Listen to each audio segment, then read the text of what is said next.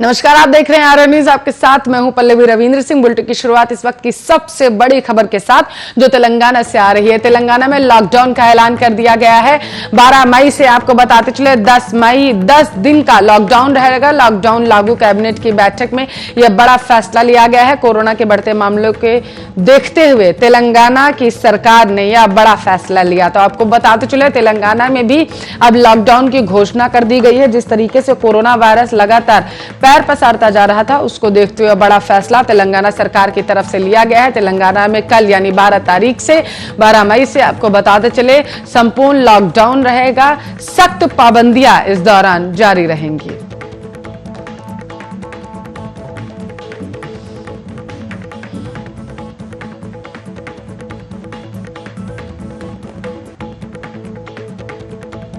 Cabinet की बैठक में बड़ा फैसला लिया गया है। आपको बताते चले तेलंगाना सरकार ने बड़ा फैसला लिया है। तेलंगाना में भी अब लॉकडाउन की घोषणा कर दी गई है। आपकी जानकारी के लिए आपको बताते चले कि उत्तराखंड, महाराष्ट्र, बिहार, उत्तर प्रदेश के बाद कई राज्यों ने निर्णय लिया था कि कोरोना के चेन को तोड़ने के लॉकडाउन लगाना बेहद जरूरी है। उसको देखते हुए तेलंगाना सरकार ने भी अहम निर्णय, अहम बैठक, आपको बताइए कैबिनेट की बैठक हुई थी, उसमें अहम फैसला लिया। तेलंगाना में भी अब कल यानी कि 12 मई से लॉकडाउन रहेगा। इस दौरान आपको बताते चले जरूरी सेवाओं को छूट दी जाएगी।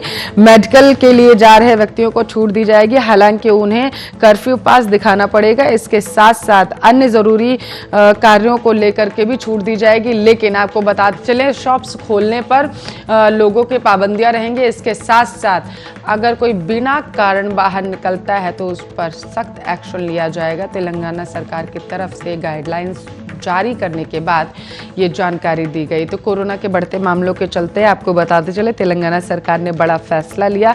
लॉकडाउन लागू कर दिया गया है। 12 मई से तेलंगाना में भी लॉकडाउन रहेगा। सरकार की तरफ से बड़ा फैसला लिया गया है, हालांकि जरूरी कार्यों को छूट दी जाएगी।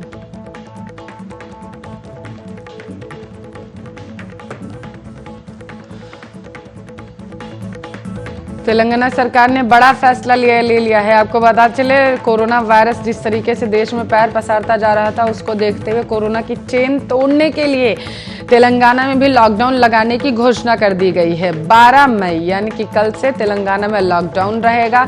संपूर्ण लॉकडाउन लगाने की घोषणा तेलंगाना सरकार के बाद कर दी गई है। तो इस वक्त की बड़ी खबर आपके टेलीविजन स्क्रीन पर है। आर न्यूज के जरिए आप सुन पा रहे हैं।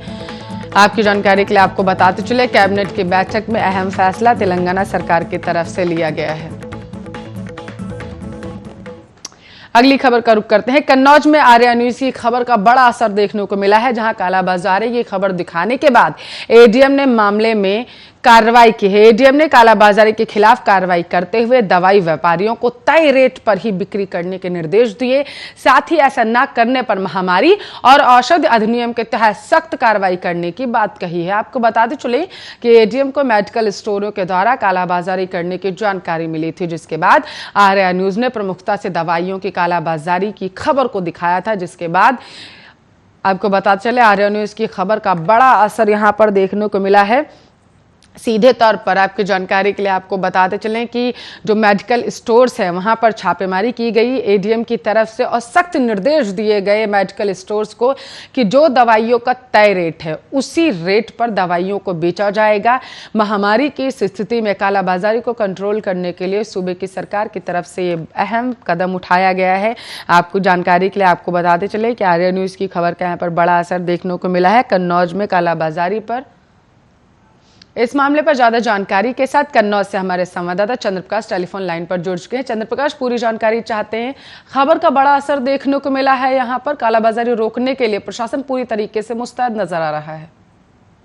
बिल्कुल, आपको बता दें कन्नौज जिले में आर्या न्यूज की खबर का एक बार फिर बड़ा असर देखने को मिला है। कोरोना के भयावह आपदा काल में जहां लोग जीवन बचाने के लिए अपना दांव लगा रहे हैं, वहीं आर्या न्यूज पे खबर चली थी जिसमें एक मेडिकल स्टोर और इमारतें से अधिक दवाई बेची जा रही थी। जिसके बाद एडीएम गजेंद्र कुमार ने बताया कि एक चैनल पे एक खबर चल रही थी, जिसके बाद से उसको संज्ञान लिया गया। एमआरपी से अधिक अगर कोई बेचता है उसकी गंभीरता से संज्ञान में इस खबर को एडीएम ने गंभीरता से संज्ञान लिया।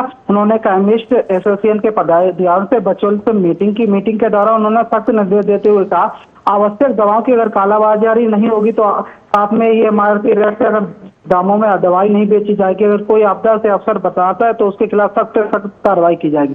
बिल्कुल चंद्रप्रकाश, जिस तरीके से कालाबाजारी अपने चरम पर थी उत्तर प्रदेश से खास करके, और कन्नौज की बात करें तो ऐसी तस्वीरें सामने आ रही थी कि दवाइयों को उनको तय रेट से ऊपर बेचा जा रहा था। अभी मेडिकल स्टोर्स पर आपकी बातचीत हो पाई है, उन लोगों का क्या कहना है, शॉपकीपर्स का क्या कहना है पूरे मामले पर? बिल्कुल, जो मेडिकल स्टोर है जिसके बाद उससे एडीएम खुद जो छापा मारने और जो भी अधिकारी हैं, तहसील वाइज क्षेत्र तहसीलदार वगैरह जो भी अधिकारी हैं, उन्होंने छापा मारना शुरू कर दिया। जो कई जगह पे छापामारी चल रही है, जिसके बाद से ही जो मेडिकल स्टोर में हड़कंप भी मच गया है। और एडीएम ने कहा अगर एमआरपी से अधिक से कोई भी दुकानदार अगर रेट से ज्यादा अगर बेचता है या कालाबाजारी करता है, उसके खिलाफ सख्त सख्त कार्रवाई की जाएगी। जिसके बाद आर्या न्यूज ने एक खबर दिखाई थी, जिसके बाद से ये एडीएम ने मामले को संज्ञान लिया और एडीएम ने निर्देश भी सख्त निर्देश जारी कर दिया। रेमडेसिविर इंजेक्शन को लेकर के किस तरीके की गाइडलाइन प्रशासन की तरफ से जारी की गई है चंद्रप्रकाश, क्योंकि सबसे ज्यादा कालाबाजारी रेमडेसिविर इंजेक्शन की ही देखने को मिली थी? देखिए, बिल्कुल आपको बता दें, जिस तरह से गाइडलाइंस की बात करी जाए, देखिए कल एक निर्देश जारी कर दिया गया था कल शामी को, जिसके बाद से आज सुबह एक मीटिंग भी ली गई थी, जिसके बाद आर्या न्यूज जो खबर दिखाई थी उसी को लेकर मीटिंग भी हुई। आर्या न्यूज की खबर चलने के बाद वो मीटिंग भी ली गई थी। आपको ये भी बताते चले, सख्त निर्देश दिए गए, अगर कोई कालाबाजारी की जाती है, कन्नौज में कई जगह मेडिकल स्टोरों पर छापेमारी की जा रही है, अगर कहीं कोई भी व्यक्ति अगर दाम से अधिक बेचा जाता है उस पर कड़ी से कड़ी कार्रवाई की जाएगी। पहले से ही एक व्यक्ति को भेजा जाता है, अगर वो व्यक्ति सामान खरीदता है, अगर पैसे के अधिक मांग की जाती है, उसके बाद अधिकारी पहुंच रहे हैं। हालांकि कुछ मेडिकल संचालक जो अधिक दाम पे जो दवाई बेच रहे हैं, तो उस पर हिदायत, पहले लोगों को हिदायत दी जा रही है। हिदायत के बाद अगर सेकेंड बार अगर ये लोग कालाबाजारी करते हैं, उसके खिलाफ एफआईआर दर्ज करा के आगे की कार्रवाई की जाएगी। चंद्रप्रकाश, किस तरीके की कार्रवाई की जाएगी? क्या उनका लाइसेंस रद्द कर दिया जाएगा? एडीएम की तरफ से किस तरीके के निर्देश दिए गए हैं? देखिए, बिल्कुल आपको बता दें, एडीएम से मैंने बताया कि ये जगह आपदा प्रबंधन, जिस तरह से ये मामला संज्ञान में आया था, जिसके बाद से एडीएम ने ये निर्देश जारी कर दिया, अगर कोई भी दाम से अधिक अगर बेचता है तो उसके खिलाफ कड़ी से कड़ी कार्रवाई की जाएगी, उसकी लाइसेंस भी रद्द कर दी जाएगी। जी, इसके साथ साथ और क्या दिशा निर्देश जारी किए गए हैं? मान लीजिए अगर कोई व्यक्ति पाया जाता है कालाबाजारी करते हुए, तो उसके बारे में क्या कुछ कहा गया है? क्योंकि दवाइयां ज्यादा रेट पर नहीं बेच सकते हैं, लेकिन अगर यहां से कालाबाजारी ऑक्सीजन सिलेंडर की जाती है तो, क्योंकि कई मामले चंद्रप्रकाश ऐसे सामने निकल के आए हैं कि यहां पर स्टोर्स में दिखे थे, ऑक्सीजन सिलेंडर्स मिले थे।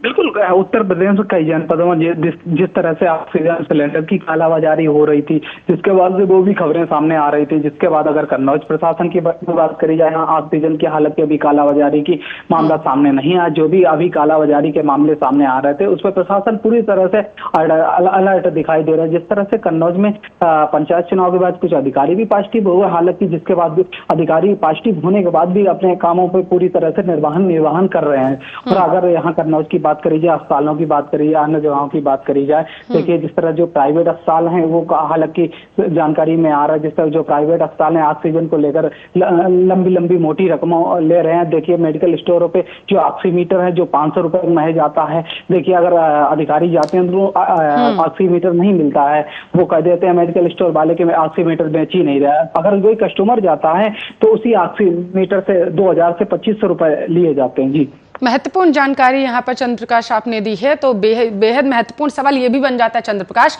एडीएम ने जो गाइडलाइंस जारी की, जो दिशा निर्देश दिए हैं, क्या वो सिर्फ और सिर्फ मेडिकल स्टोर्स के लिए हैं या फिर अस्पतालों के लिए हैं, या फिर आगे कोई निर्णय लिया जा सकता है ऐसा चंद्रप्रकाश की अस्पतालों पर भी छापेमारी की जा सकती है? बिल्कुल, जिसके बाद खबर चली थी उसके बाद 6 टीमें लगा दी गई हैं पूरे जिले में। 6 टीमें जांच करेंगे। देखिए दवाओं को लेकर और जो खाद्य पदार्थ हैं उसको भी लेकर अगर कहीं भी कालाबाजारी अगर दामों से अधिक बेची जाती है, उसके खिलाफ कड़ी से कड़ी कार्रवाई करने के सख्त निर्देश जारी कर दिए गए हैं। जी, ठीक है, बहुत बहुत शुक्रिया। कन्नौज से हमारे संवाददाता चंद्रप्रकाश इस मामले पर ज्यादा जानकारी के साथ टेलीफोन लाइन पर जुड़े हुए थे।